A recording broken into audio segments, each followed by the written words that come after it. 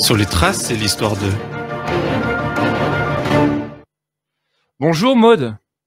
Bonjour Loïc. Alors aujourd'hui, nous nous retrouvons pour ce premier live en direct sur YouTube et également sur Déclic Radio 101.1. Nous avons directement un petit problème technique pour notre première. C'est la webcam qui est tombée en rade aujourd'hui, mais on va faire sans, hein, tant pis, on va se débrouiller. Alors Maude, peux-tu nous présenter le thème de cette émission, s'il te plaît? Eh bien Loïc, aujourd'hui, on va parler des séries archivistiques qui sont susceptibles de faire basculer une enquête généalogique. Effectivement. Et alors, du coup, qu'est-ce que sont donc ces séries? Peux-tu nous en parler en quelques mots? Alors, souvent dans les familles, on a des vieilles légendes familiales qui arrivent. Donc, on va commencer par ça. Alors, de mon point de vue, une légende n'arrive jamais de nulle part. Je pense qu'il faut qu'on prenne toujours le temps d'écouter là où les personnes qui nous la racontent. Et pour plusieurs raisons, hein. D'abord, c'est que cette histoire est familiale, elle peut nous apporter des indices pour nos recherches sur tel ou tel individu. La seconde, c'est que c'est une bonne occasion d'aller chercher cette légende dans les archives pour la confirmer. Donc si on y arrive, j'avoue, c'est super, mais des fois on n'y arrive pas. Et après, toutes les légendes familiales n'apparaissent pas dans les archives. Hein, donc on va essayer d'aller voir comment on peut faire pour les vérifier. Exact. Moi, d'abord, j'aime bien regarder la presse ancienne. Oui, Souvent, on a plein d'indices là-dedans. On en trouve beaucoup en ligne maintenant. Les archives départementales ont beaucoup numérisé. Donc voilà. Et ce qui est très pratique, c'est qu'on peut souvent chercher par mots-clés. Donc le nom de la personne, le lieu, enfin ce que vous voulez. Et voilà, donc ça c'est très pratique pour chercher. Une autre source importante, ça va être les archives notariales. Donc elles peuvent parfois être le lieu de découverte fortuite, hein. Je vous donne un exemple. Moi, j'ai un aïeul dans la deuxième moitié du XVIIIe siècle qui s'est marié 2 fois. Bon, alors j'ai eu aucun mal à trouver sa seconde épouse parce que c'est elle qui est mon aïeul direct. Par contre, j'ai eu beaucoup de mal à trouver la première et je l'ai trouvée par hasard en dépouillant des registres d'actes notariés. Donc voilà, c'est une source qu'il faut pas négliger non plus. Ça en fait partie. effectivement. Et donc maintenant, Maude, il va falloir te présenter. Tout d'abord, donc peux-tu dire aux auditeurs qui tu es et quel est ton métier? Alors, je suis donc Maude, je suis archiviste, chercheuse en histoire et généalogiste pour ma petite société qui s'appelle Archivistoire. Moi, je suis basée en Loire-Atlantique, Vendée, dans l'ouest de la France plutôt. Exactement.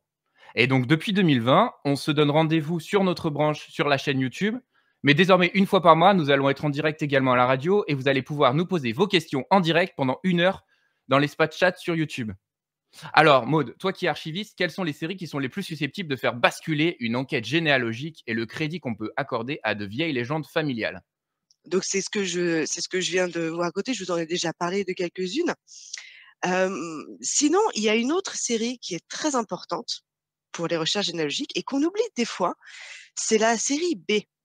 Alors Mm. la série B des archives départementales s'intitule Cours et juridiction d'Ancien Régime. Alors là, on va trouver tout un tas de documents produits par les différentes strates juridictionnelles de l'Ancien Régime. Alors selon les départements, on va avoir des fonds un peu différents. Par exemple, en Loire-Atlantique, on va avoir la Chambre des comptes de Bretagne, par exemple. Voilà, donc on n'a pas toujours ce genre de fonds dans d'autres départements. Voilà, il y a les spécificités.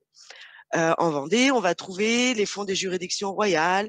On va trouver des juridictions royales secondaires, euh, des juridictions spécialisées, comme la maîtrise des eaux et forêts ou des amirautés. Donc ça, c'est des choses très générales.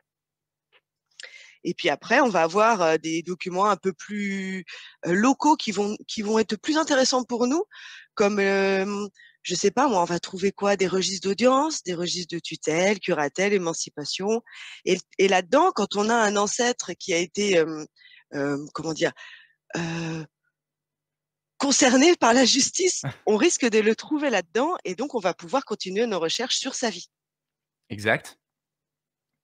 Est-ce que tu as des exemples, toi, d'archives judiciaires en série B que tu as visionné, toi, Loïc? Oui, effectivement, en série B, justement, il y a pas longtemps, on a fait une émission sur l'assassinat de Pierre Descodega de Boisse Oui, et il existe en fait des archives en série B qui répertorient, son assassinat par un huguenot exalté, qui l'a assassiné par la trahison sur la foi protestante et donc il s'est classé directement à Bordeaux, aux archives départementales de Gironde. Par contre, il faut aller d'accord. sur place pour les consulter, elles sont pas en ligne. Généralement, les archives judiciaires de l'Ancien Régime ne sont jamais en ligne. Je ne sais pas si toi, dans ton département, tu en as quelques-unes numérisées? Heu, je crois pas. Je suis toujours allée sur place, donc je me suis jamais vraiment posé la question, mais je crois pas qu'il y en ait beaucoup. Oui, voilà, effectivement. Et donc, que C'est comporte l'occasion d'aller de se déplacer dans les archives, hein. exact. Mais alors, que comportent donc ces séries ces archives en série B? Et ben, on va trouver là-dedans, des dossiers de procédure sur l'affaire qui nous concerne. Donc pour rechercher là-dedans, on va avoir ce qu'on appelle des plumitifs. Donc c'est grosso modo, ce sont des registres, qui relatent, en fait, qui listent toutes les affaires judiciaires qui ont eu lieu dans un arrondissement, dans une paroisse, dans voilà, ça dépend des lieux géographiques et par année, souvent. Et voilà, donc c'est par nom, il y a l'affaire, et cetera et donc on trouve ça. Une fois qu'on a trouvé notre ancêtre, on va chercher son dossier de procédure, qui est aussi souvent en série B et voilà, on a toute l'histoire de l'affaire criminelle, ou judiciaire, parce que c'est pas toujours des crimes, hein, des fois c'est des petites choses, mais voilà, on a son histoire à un moment T. Effectivement. Et qu'est-ce qu'on peut trouver comme détail dans un procès, justement? Hem, on va trouver, la raison, déjà, de pourquoi il passe par le tribunal, Forc oui. ce qui est pas c'est voilà. On va trouver l'enquête, Mmh. alors, les gens qui ont été interrogés, les lieux dans lesquels, les enquêteurs sont allés, la peine et puis ensuite, s'il est allé en prison ou pas. Voilà, on va trouver tous ces petits détails-là. D'accord. Et dans ces fonds, tu disais que sont conservés les documents de fonctionnement des tribunaux, mais également Oui, ce qui nous intéresse aujourd'hui, tous les documents relatifs à la procédure en tant que telle. Registre tout à fait. d'audience, registre des tutelles, curatelle et émancipation, puis les pièces de procédure civile et criminelle. Oui. Alors, est-ce que tu peux nous parler d'un exemple d'archive judiciaire que tu as étudié, qui t'a particulièrement marqué? Alors j'en ai pas en tête qui me vient en tête comme ça. Toi, à part celui de la radio, est-ce que tu en as eu un autre? Alors oui, mais c'est surtout par rapport à des lacunes, mais on peut avoir, par Ah. exemple, un jugement sous l'Ancien Régime concernant un prisonnier que j'avais étudié, qui avait été condamné pour, tentative de meurtre sur 3 personnes Mmh. et en fait, le registre d'écrou, qui était, à la prison où il avait été emmené directement en Auvergne, avait brûlé malheureusement. Eh oui, Ah, et donc on peut se poser la question si c'est pas les prisonniers eux-mêmes, lors d'une mutinerie, qui ont pu, par exemple, mettre le feu à la prison. c'est possible. C'est possible. Alors tout à fait, les registres d'écrou, donc ils sont pas toujours conservés en B, ils peuvent aussi Mmh. être conservés en série Y. C'est bien de le préciser, Voilà, effectivement. voilà, donc faut aller fouiner dans les 2. Souvent il en manque. Alors c'est pas rare du tout Non. et il y a pas tellement d'explications. Alors celle que tu apportes, Loïc, est très bonne. C'est tout à fait possible que, voilà, il y ait des mutineries, des incendies, des choses comme ça. Mais après, il peut y avoir aussi la révolution qui est passée par Bien là, sûr. les guerres, enfin voilà, puis les classiques dégâts des eaux dans les archives, voilà, ce genre de choses. Alors ça arrive pas si souvent que ça, mais ça peut arriver Bien sûr, et souvent les registres d'écrou manquent. Ouais, je suis effectivement. d'accord avec toi. Et il peut y avoir aussi un autre type de procès qu'on pense pas forcément, mais les procès pour héritage.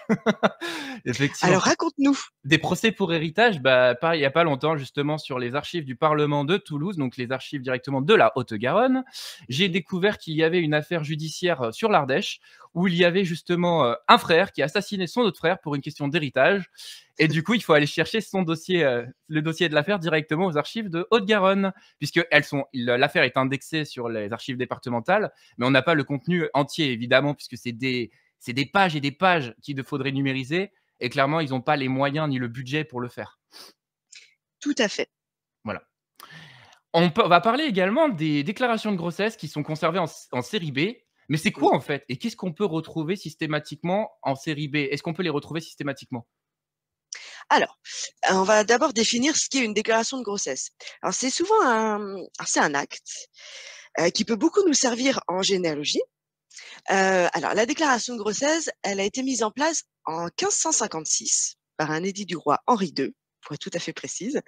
Et le but de cet édit, c'était d'enregistrer et suivre les grossesses qui étaient survenues hors mariage. Donc il va devenir obligatoire de consigner dans un acte chaque grossesse dite illégitime à cette époque-là. Alors, il y a eu plusieurs raisons en fait à cet édit. D'abord, le contrôle des mœurs. C'était une époque où on se tracassait beaucoup des mœurs de la société, notamment dans le milieu des prostituées et aussi dans le monde des relations illégitimes, relations hors mariage, hein, c'est clairement celle-ci. Donc évidemment, ce sont les femmes qui forment les principales suspects de ces crimes contre leurs enfants. Évidemment. Voilà, on en est là. La deuxième raison à invoquer, c'est le contrôle spirituel. Donc, qui va aussi avec le contrôle des mœurs, hein, faut pas se voiler la face. Alors, dans la France du XVIe siècle, on se préoccupe du devenir des âmes des enfants qui sont morts avant d'être baptisés. C'est Exact. quelque chose qui est très fort au XVIe siècle. Qui vont dans les Ne limbes. pas déclarer. Oui, Exactement. tout à fait. En fait, on se préoccupe du salut de l'âme du bébé. On se dit que ne pas déclarer la grossesse aux autorités religieuses, c'est prendre le risque que son bébé, enfin en tout cas que l'âme de son bébé ne soit pas sauvée. C'est ça. En cas de décès à la naissance, évidemment. Oui. La troisième raison, c'est la lutte contre l'infanticide. On est dans une époque où la mortalité infantile est très forte. Oui. Et le roi se préoccupe de ça parce qu'évidemment, c'est la sûreté de son royaume aussi. Et donc, on part du principe que si la femme n'a pas déclaré sa grossesse et que le bébé meurt à la naissance, elle sera accusée d'infanticide. Et donc, la sanction, c'est la peine de mort. Donc, ce qui peut refroidir un petit peu, hein, sans mauvais jeu de mots. Bien sûr. Et donc, cette peine, du coup, apparaît vraiment comme un rempart hein, contre les interruptions de grossesse non désirées et les abandons d'enfants qui sont très, très nombreux à cette époque-là. Bien sûr. Est-ce que tu peux parler des différentes condamnations à mort des femmes qui sont accusées d'infanticide, puisqu'il n'y en a pas qu'une seule, il y a plusieurs condamnations? Alors, raconte-nous, toi, plutôt, parce que moi, j'avoue que je suis pas très calée sur ce sujet-là. D'accord. Bah, justement, il y a pas longtemps, j'étais, dans une émission avec Pierre Hertz, pour ceux qui ont eu, la chance de l'écouter, et il expliquait que les infanticides, c'était soit, être enterrée vivante, ce qui est déjà très Ah, sympa, sympa. voilà, soit être pendue. Et donc il y a une femme qui a été trouvée là, sur les archives du Parlement de Toulouse, parce que ça a été jugé aussi là-bas au Parlement de Toulouse. Elle était D'accord. originaire de Saint-Julien-Molin-Molette, qui se trouve dans la Loire, à proximité d'Annonay. Et en fait, elle a été accusée d'infanticide, d'avoir tué son enfant parce que voilà, elle pouvait pas s'en occuper et elle était directement domestique chez quelqu'un. Et par rapport à ça, ils ont dit bah voilà, c'était l'enfant de son patron et elle aurait avorté. Et par rapport à ça, ils l'ont pendue sur la place de la Grenette à Annonay. Et on retrouve D'accord. ça directement aux archives départementales de Haute-Garonne à Toulouse. Et est-ce que ça a été avéré que le papa était bien son patron? Quelle question! Faudrait aller voir le dossier directement, mais à mon avis, si elle a été condamnée, c'est qu'ils avaient des preuves. Ah oui, si, il y a un élément qui est marqué sur, les archives, du Parlement de Toulouse. Il y a marqué qu'elle avait du lait dans sa mamelle. Donc clairement, c'est qu'elle avait allaité. Donc l'enfant était né D'accord. viable.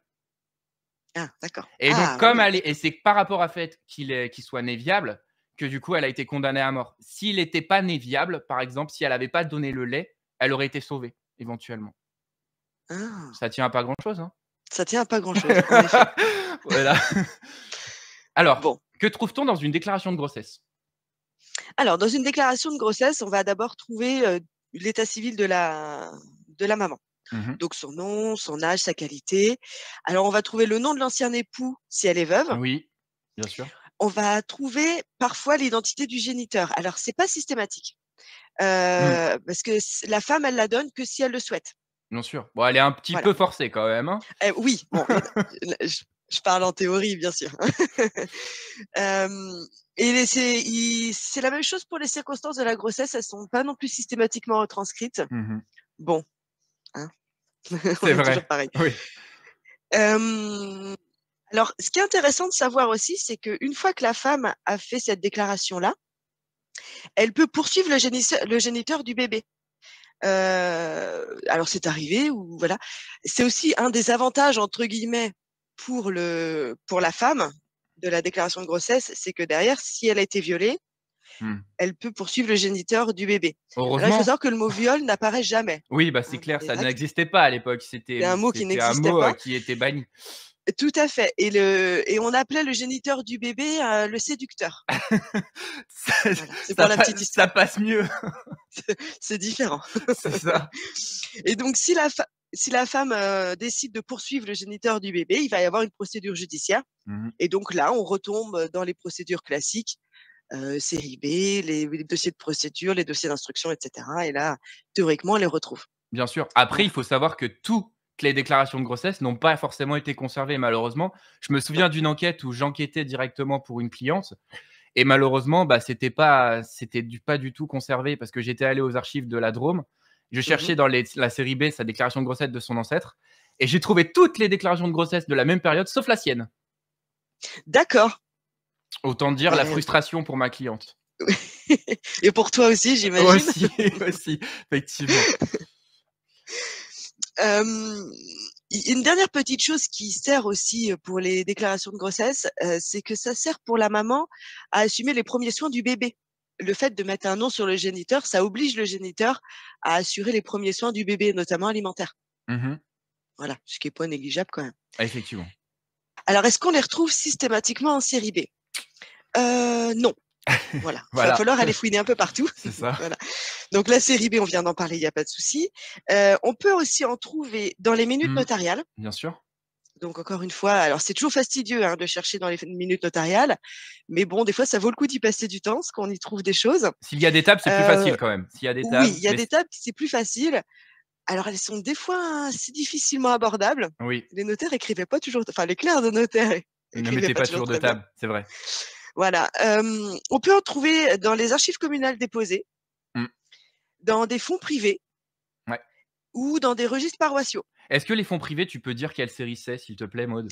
Alors ça va être par exemple, ça va être des fonds de seigneurie, Mmh mh. du seigneur local qui, c'est pas lui qui a déposé ses archives Bien évidemment, mais sûr. elles sont d'arrivée parce que, en fait, ça va être dû à la diversité des gens qui peuvent recevoir la déclaration de grossesse. En fait, on peut aller déclarer sa grossesse à tout un tas de gens. Mmh.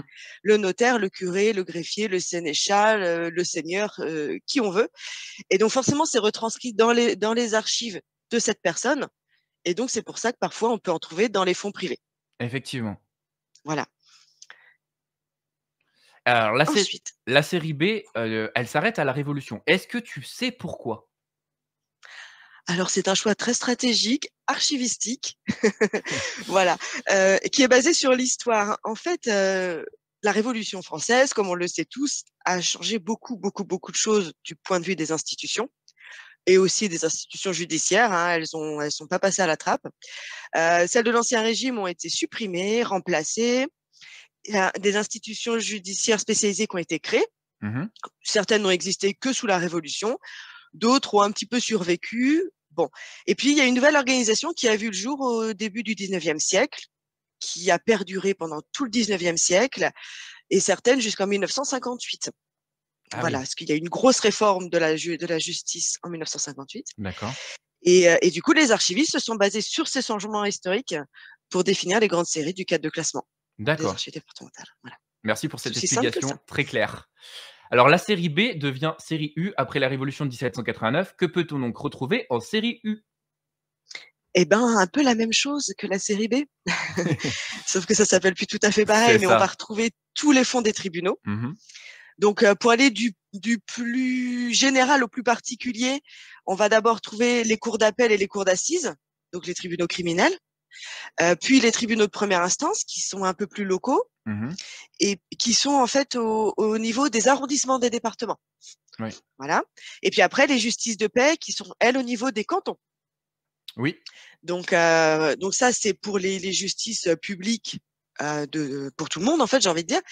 Puis après, on a des tribunaux un peu plus particuliers, donc les prud'hommes, les tribunaux de commerce et puis des juridictions d'exception.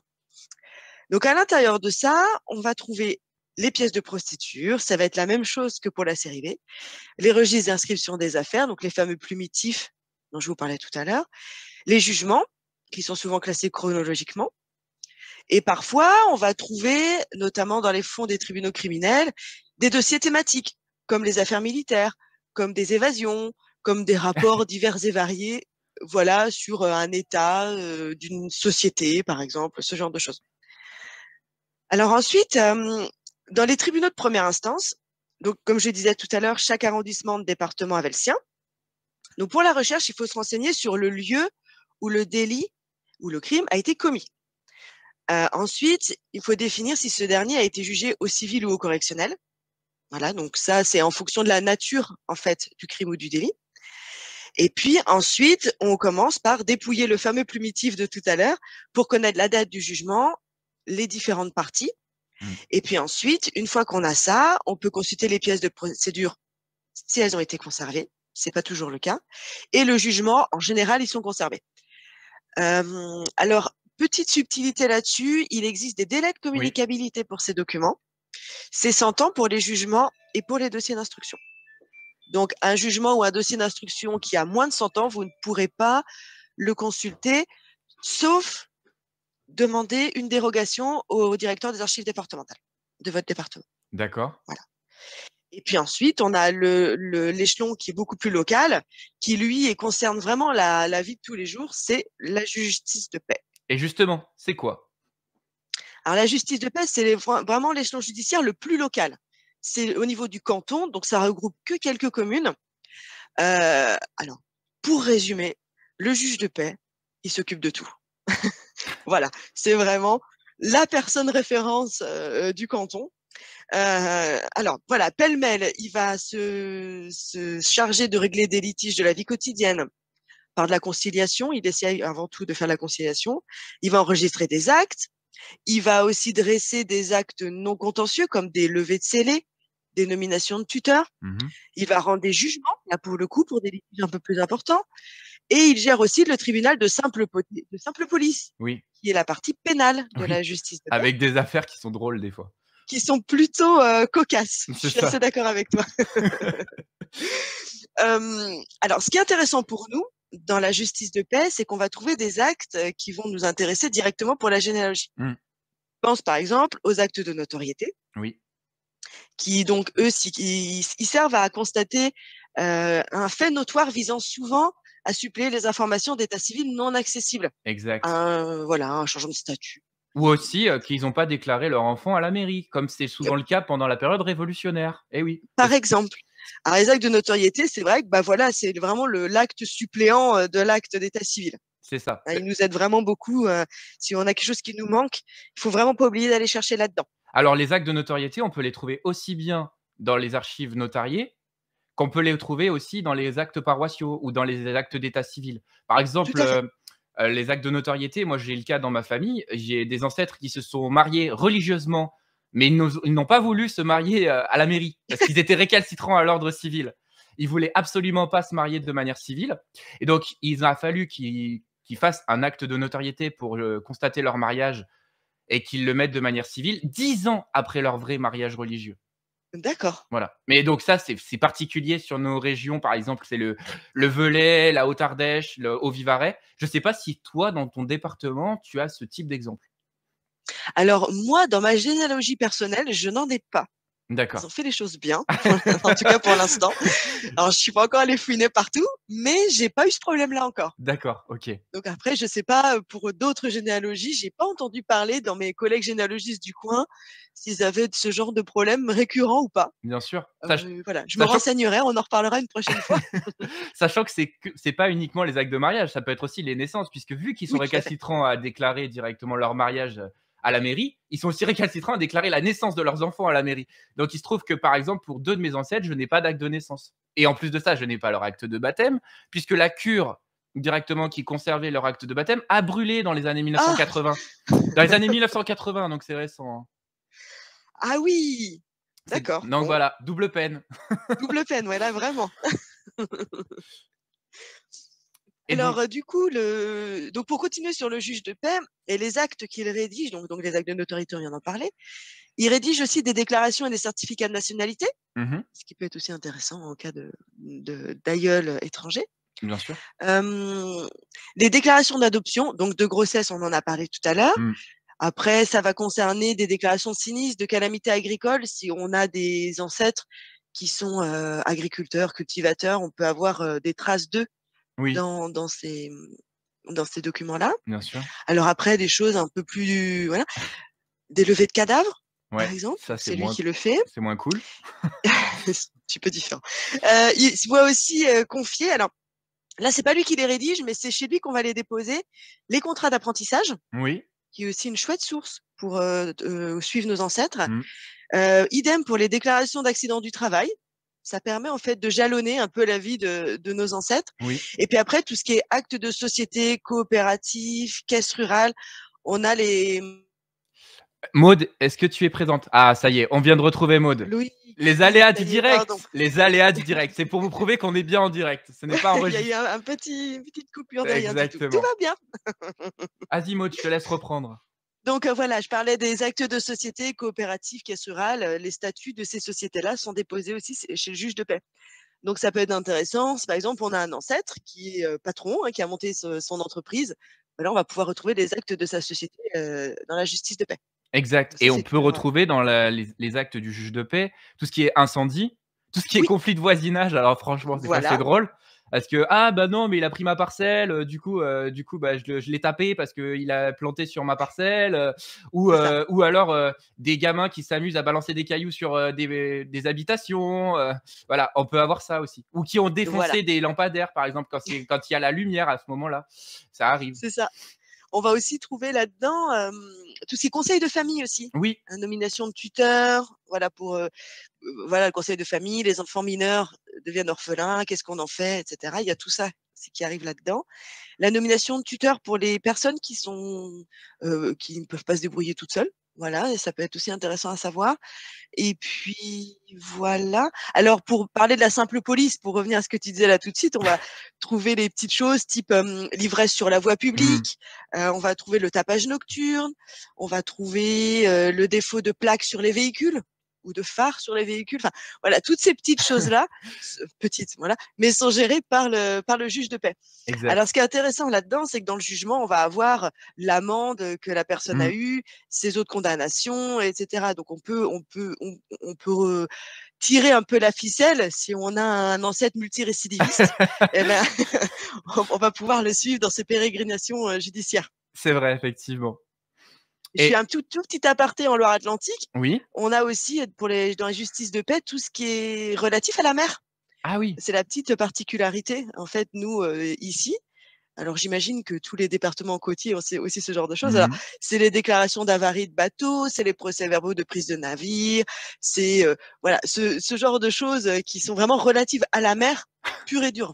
Ah Voilà. oui, effectivement, nous en Ardèche, on n'a pas ça. On n'a pas la mer, donc donc Non, mais c'est après vite vous réglé. avez peut-être des choses particulières à votre département. Bien Il peut sûr. y avoir, voilà, les particularités locales, il y en a dans tous les Mmh. départements et c'est ce qui est riche Bien sûr. aussi et qui peut nous permettre aussi d'en connaître plus sur l'histoire du département en tant que tel. Effectivement, et Ouais. après on peut parler d'un autre type, de d'actes judiciaires, c'est, les procès-verbaux concernant le rapport d'autopsie de nos ancêtres quand ils ont été victimes d'un crime. Ouais, je Est-ce sais que tu en as trouvé. Alors, je Raconte-nous. sais que ça existe, je sais que je l'ai demandé au procureur de la République à Grenoble. Malheureusement, il n'a jamais retrouvé le rapport d'autopsie de mon ancêtre assassiné, mais Oui. on peut demander ça pour des ancêtres assassinés au 19e, voire au 20e. Et donc la procédure, comment tu as fait pour demander ça? À qui tu as demandé? Alors, il a fallu déjà que je m'adresse au procureur de la République, donc de Grenoble, puisque c'est le lieu où a été commis le crime ou le lieu de domiciliation de notre ancêtre qui a été victime du crime. Mmh. Et en fait, il faut savoir que les rapports d'autopsie sont conservés majoritairement par les archives départementales, mais que Mmh. beaucoup sont encore, directement, malheureusement, au sein des études des procureurs de la République, qu'ils n'ont pas confiées aux archives départementales, et Ils ce ont pas qui est encore tout fait apparemment le cas pour, mon ancêtre. et donc il ne l'a pas retrouvé? Non, il a sûrement pas vraiment dû chercher, je pense. Alors je voulais pas le dire.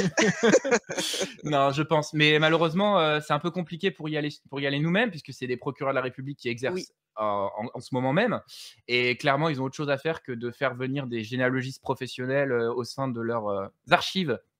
tout à fait. Voilà. Alors à savoir que ce sont des archives qui devraient être versées aux archives départementales. On est bien d'accord, surtout que l'assassinat date de 1896, donc oui, il y a En largement plus, plus de 100 ans. il y a un petit peu plus, voilà, c'est ça. Bon, alors c'est vrai que c'est les archives judiciaires, c'est toujours un peu compliqué en fait. Les producteurs, donc là le procureur en l'occurrence, les tribunaux et cetera, sont souvent, comment dire? Ils manquent de temps en fait pour gérer ce genre de choses et les versements arrivent au goutte à goutte dans les archives Mmh. départementales. Alors nous, je sais qu'en Loire-Atlantique par exemple, quand j'y travaillais, les versements Les archives judiciaires sont arrivées d'un coup parce qu'on a fait une razzia. En fait, on est allé avec un camion, on a dit bonjour, on arrive. Enfin, je résume, hein, on a fait ça dans les règles de l'art, je veux dire, mais en tout cas, on s'est déplacé et on a fait les choses nous-mêmes. Ce qui fait que tout est arrivé. C'est des masses monumentales en fait. Donc c'est vrai que Oui. ça peut être fastidieux pour les tribunaux de s'en occuper. Après, il faut que ça soit une volonté des archives départementales de s'en saisir aussi, hein, parce que c'est pas. Il faut aussi les moyens humains, les moyens matériels pour le faire. C'est pas toujours évident. Mmh. Donc c'est pour ça que des fois il manque des choses dans les archives départementales. Il peut aussi manquer des choses parce que les archivistes font des choix Oui, de classement malheureusement, ouais. pour la bonne et simple raison, encore une fois, qu'on ne peut pas tout garder. Voilà, hein. Là, je me fais un peu l'avocat du diable parce que oui, pourquoi on jette, etc. Mais parce qu'on nous l'autorise. Nous autres archivistes, on a le droit de détruire.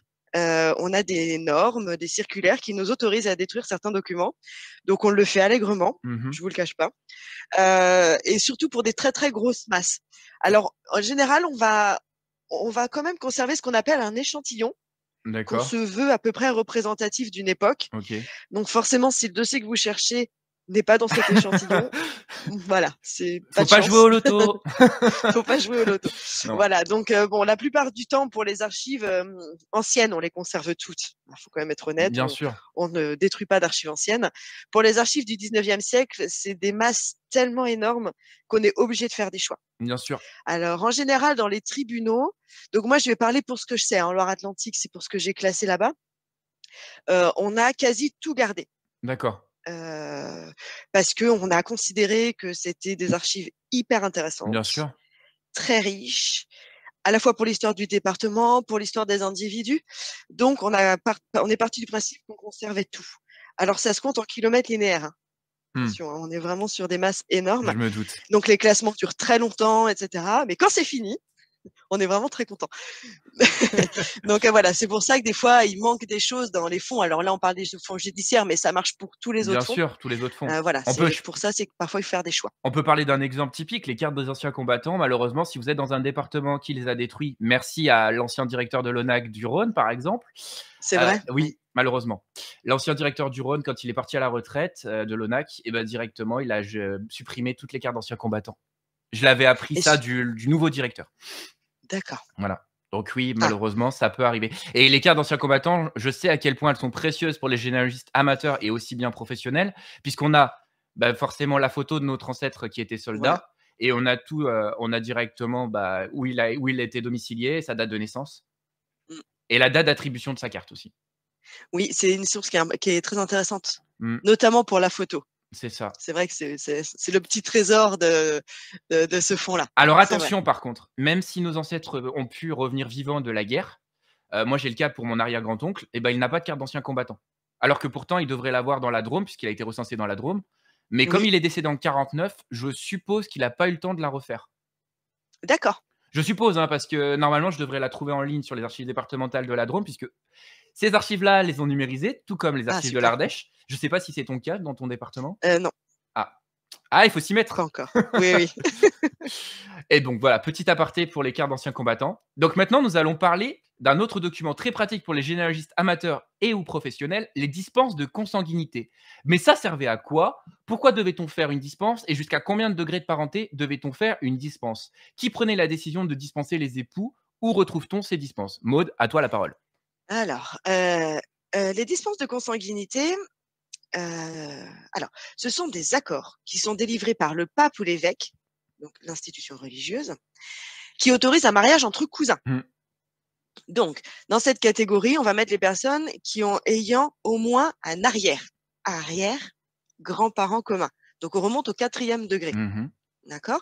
Donc, au-delà, c'est pas la peine d'en demander une. Avant, il faut en demander une. OK. Elle peut être demandée pour des cousins germains, Mmh. mais pas pour des frères, sœurs, oncles, tantes, enfin voilà. Hein, Encore heureux. il y a une limite quand même. Oui, Non, mais je le précise oui, parce c'est qu'on sait vrai, il vaut jamais, mieux. voilà. Et donc à savoir que, pour être complètement précise, pour les cousins germains, il faut demander directement au pape. Mmh. Quand on est au-dessus, l'évêque suffit. Voilà. D'accord. Bon, souvent, c'est l'évêque qui prend la décision, il faut être honnête. Je pense que le pape, il a pas tellement le temps de faire ça. Donc dans un dossier de demande, on va trouver la requête des futurs époux. Bien sûr. Donc là-dedans, il va y avoir leur nom, leur prénom, les professions, domicile, enfin voilà. La nature de l'empêchement, Mmh. donc du coup leur degré de parentalité. Alors l'enquête, parce qu'il y a une enquête qui va être menée. Alors ce qui est vachement intéressant là-dedans, c'est que dans l'enquête, on peut avoir parfois un mini arbre généalogique. Oui. Parce qu'on va faire la recherche pour voir leur vrai degré de consanguinité. Ouais. Donc on va vraiment trouver là des informations vraiment généalogiques de première main. Exactement. Ouais, et après on va trouver la fameuse dispense qui autorise l'union, entre les 2 personnes. Donc où est-ce qu'on les trouve? Mmh. Alors je vais parler là pour le coup pour la Vendée. Bien sûr. Voilà, c'est l'autre département que je connais.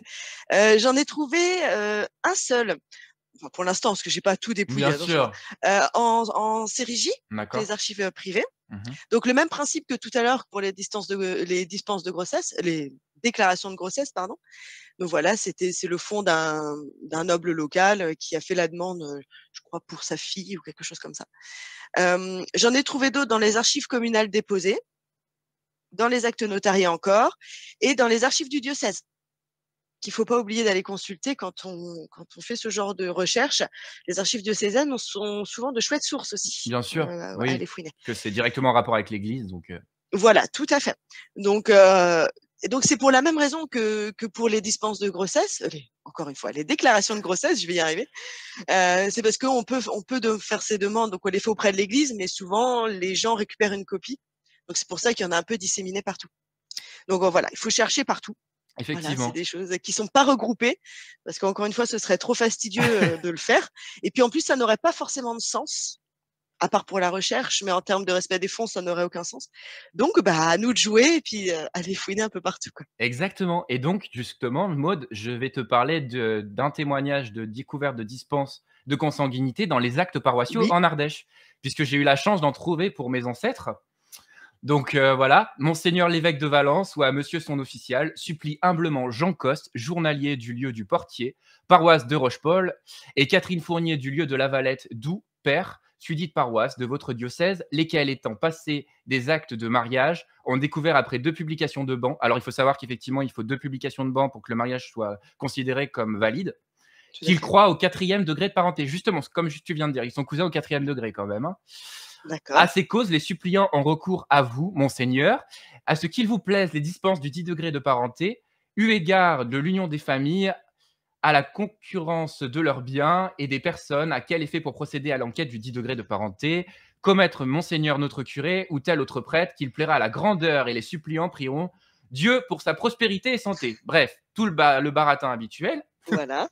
On continue. Enquête sommaire de parenté faite par devant nous, Claude Aulagnier, curé de la paroisse de Rochepol, diocèse de Valence, en la partie du Haut-Vivarais, puisque faut savoir que Rochepol fait partie du Haut-Vivarais, mais devrait plus faire partie du Velay, mais ça, on y reviendra sur une autre émission. C'est aujourd'hui 21e du mois de septembre 1764, donc vous voyez, c'est quand même assez vieux, hein. Oui, Commissaire en cette partie, député par Monsieur Dauret, vicaire général de Monseigneur l'évêque de Valence, sur la requête présentée à sa grandeur le 19e du mois de septembre par Jean Coste, journalier, du lieu du Portier, paroisse de Rochepol, et Catherine Fournier du lieu de la Valette, d'Oupert, sudite paroisse, dans le même diocèse, le pays du Haut-Vivarais, à laquelle a été procédé comme s'ensuit. Pierre Fournier, père de la sudite fiancée, donc le père qui comparaît, du lieu de la Valette d'Oupert, paroisse de Rochepol, sommairement appelé devant nous pour dire et déposer vérité sur le fait du degré de parenté dédit Jean Coste et Catherine Fournier, sa fille, âgée d'environ 46 ans, ancien catholique. Oui, elle n'est pas toute jeune, hein. Dépose. ancien catholique? Oui, ancien catholique, c'est écrit, ouais, D'accord. effectivement. Oui, on est bien après la réforme de l'édit de Nantes, hein. Oui, oui, tout à fait, oui. Dépose moyennant son serment prêté, la main mise sur les saints évangiles, bien savoir tant par la lecture qu'il a entendu des actes et documents de la famille du dit Coste et de celle de la dite Fournier, sa fille, qu'autrement que le dit Coste et la dite Fournier sont parents au 4e degré de consanguinité, et que la dite parenté procède de ce que Pierre Fraisse et Isabeau Fraisse étaient frères et sœurs, et enfants légitimes d'autres Pierre Fraisse et Marguerite Tourton. Donc déjà là, on peut remonter l'arbre généalogique. Mmh. Attention, c'est pas fini. Que le dit Pierre Fraisse, second du nom, eut de son mariage Marie Fraisse, qui fut mariée avec Jean Faury, lesquels eurent de leur mariage Marguerite Faury, laquelle fut mariée avec Laurent Coste, qui eurent de leur mariage Jean Coste fiancé. Alors, est-ce que vous avez perdu le fil? Et que la dite Isa Beaufresse fut mariée avec Jacques Fournier, lesquels eurent Louis Fournier, qui fut marié avec Catherine Petit, lesquels eurent Pierre Fournier, qui fut marié avec Thérèse Rioux, père et mère de la dite Catherine Fournier fiancée. Ce qui forme Ah! donc le 4e degré de consanguinité entre les parties, répété à la déposition lecture à lui faite et à persister et à déclarer ne savoir signer de ce en qui Aulagnier curait. Et après, il y a un autre témoin, puisqu'il faut qu'il y ait des témoins pour une dispense de Mmh. consanguinité. Antoine Delorme, laboureur au lieu de Durand, paroisse de Rochepol, sommairement appelé devant nous pour dire et déposer la vérité sur le fait de la parenté du dit Jean Coste et de Catherine Fournier, âgé d'environ 65 ans, ancien catholique. Lui aussi, il n'est plus catholique. Mmh. Dépose moyennant son serment prêté, la main mise sur les saints évangiles, bien savoir tant par la lecture que lui a été faite des actes des documents de la famille du dit Coste et de celle de la dite Fournier, qu'autrement que le dit Coste et la dite Fournier sont parents au 4e degré de consanguinité, et que la dite parenté procédant de ce que Pierre Fraisse, second du nom, eut de son mariage avec la dite Fraisse, qui fut mariée avec Jean Faury, lequel eurent de leur mariage Marguerite Faury, qui fut mariée avec Laurent Coste, père et mère du dit fiancé. Oui, c'est un gros Ouf! sac de nœuds. Et que la dite Isa Beaufresse fut mariée avec Jacques Faure, lesquels eurent Louis Fournier, marié avec Catherine Petit, Pierre Fournier marié avec Thérèse Rioux, père et mère de la dite Catherine Fournier, fiancée, ce qui forme donc le 4e degré de consanguinité entre les dites parties, rappelées à la déposition, lecture faite par Aulagnier curé. Et enfin, le dernier témoin, Jean de Gage du lieu de Montmarcon, paroisse de Rochepol. Alors les témoins sont pratiquement tous de Rochepol. Hein. Sommairement D'accord. appelés devant nous pour dire et déposer la vérité sur le fait de la parenté de Jean Coste et de Catherine Fournier, ce jour âgé de 45 ans, ancien catholique. Oui, il y a beaucoup d'anciens catholiques sur Rochepol. C'est ce que je vois. Dépose moyennant son serment prête la main mise sur les saints évangiles, bien savoir tant par la lecture que lui a été faite des actes et documents de la famille du dit Coste, etc., etc. Voilà, donc Mmh. je vous ai lu une dispense de consanguinité qu'on a la chance de retrouver directement dans les actes paroissiaux de la paroisse de Rochepol et de la Savelle sous Rochepol, qui se trouve donc en Ardèche, dans le Haut-Vivarais, et qu'on peut retrouver en ligne. Alors, effectivement, ce n'est pas systématique. On ne retrouve pas toujours les dispenses de consanguinité dans les registres paroissiaux. On peut les retrouver dans d'autres séries, comme tu viens de l'évoquer.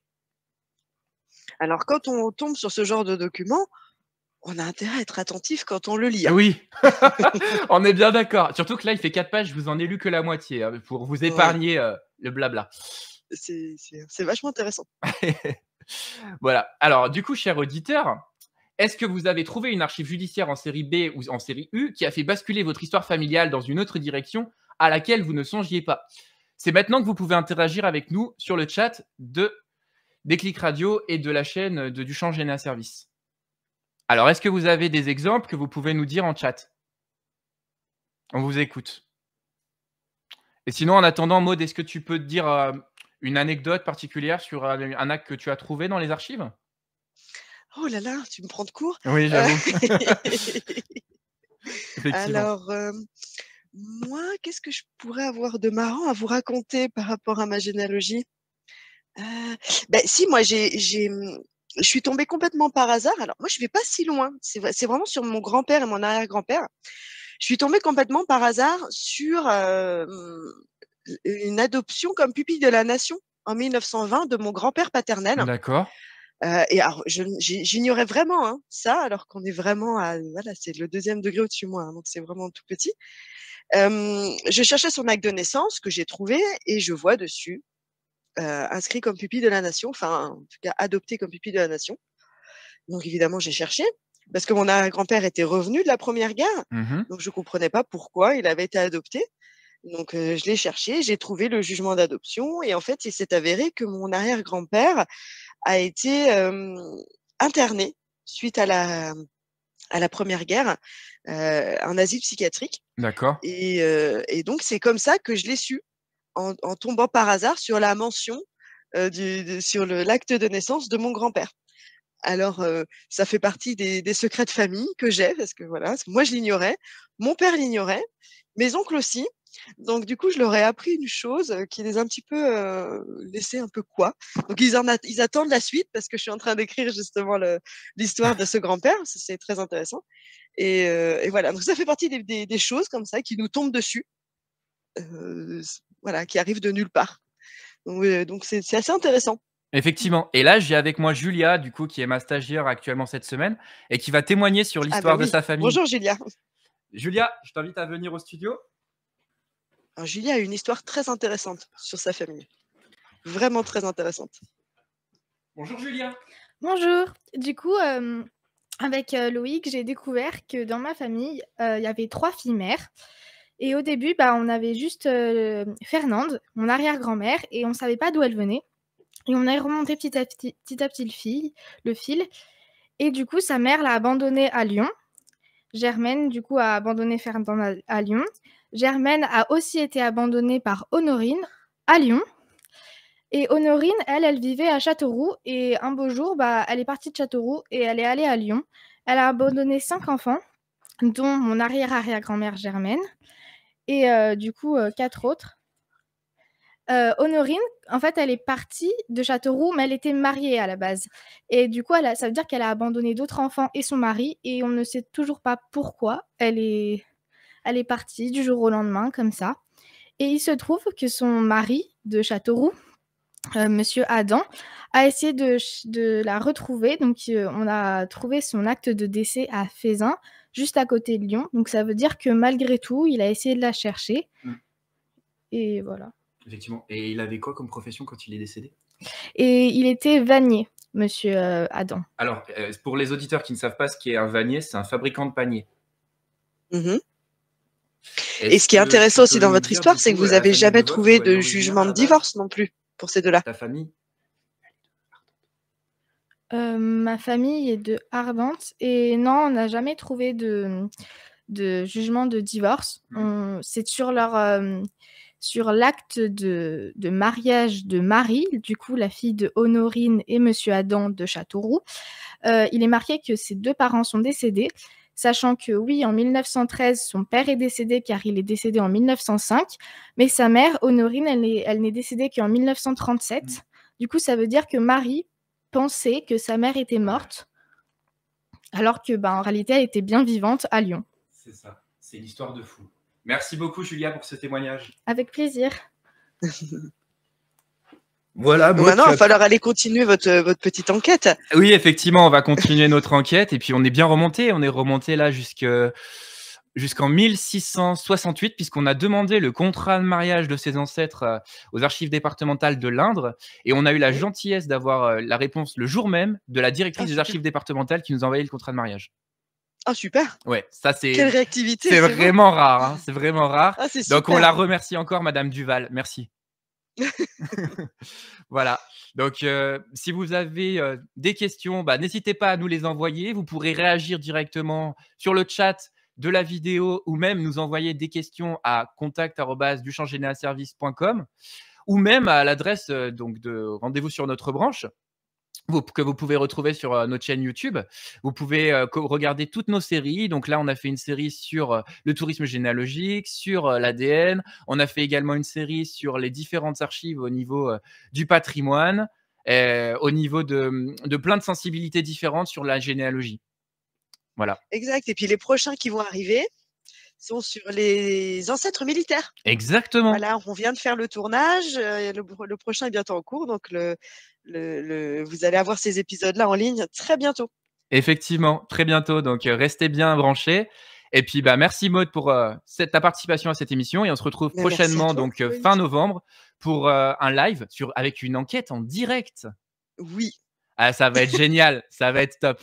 Et on espère surtout que la webcam sera revenue. C'est ça, Parce on que vous fera j'avoue des coucous qu'on comme est ça. vraiment désolé pour cet aléa du direct, mais malheureusement, on Voilà. doit faire avec. J'espère que cette émission vous aura plu et on se retrouve très bientôt pour une nouvelle émission sur Déclic Radio. Merci Maud. Merci Loïc. C'était Sur les traces et l'histoire d'eux, présenté par Loïc Duchamp.